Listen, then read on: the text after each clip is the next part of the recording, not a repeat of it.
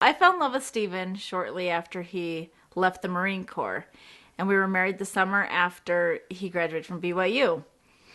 And right after we were married, he was hired as an airline pilot. Now, this was his dream job, and this was really exciting. I mean, new life together, a new career. But the downfall to all that is that pilots do not make a lot of money when they start out.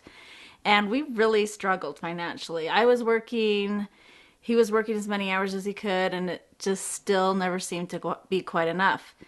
And I recall our first Thanksgiving together. Stephen had to fly a shift in the morning, and he left, and I remember looking around our apartment and wondering what to do because I really wanted this to be special, but we had nothing. We had no furniture, no table, no chairs, nothing. And so after a little bit of time, I finally found the ironing board, and I set it up on the floor, low on the floor. I spread a tablecloth down over it, and I put candlesticks at the ends, and it served as our first Thanksgiving table. We were so grateful for each other and our new life together, even through these struggles.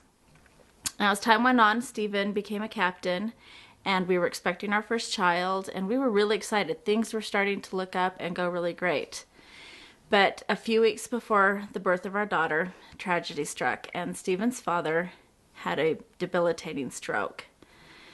His architectural firm was now failing. His parents had no kind of income at that point. And so we really had to sit down and make the decision what to do. Stephen not only was a pilot, but he'd been trained in architecture. And so we made the tough decision to leave that flying career and basically start over with this struggling business. I remember so many nights Stephen would come home after working a full day at the office. He'd eat dinner, say hi to me, play with our daughter for a minute, and then head right back to the office and work until late. But he was so dedicated to his family and helping them out financially, and also the promises he'd made to the employees that his father had, that he worked tirelessly to make sure that that firm did not fail. Now, over the years, because of his dedication and because of that hard work, things slowly began to get better. And Stephen has now taken that small, struggling firm and turned it into one of the most successful firms in the Intermountain West. Stephen is an incredibly hard worker, and he is determined with everything that he does. He is a wonderful husband. He's a loving father.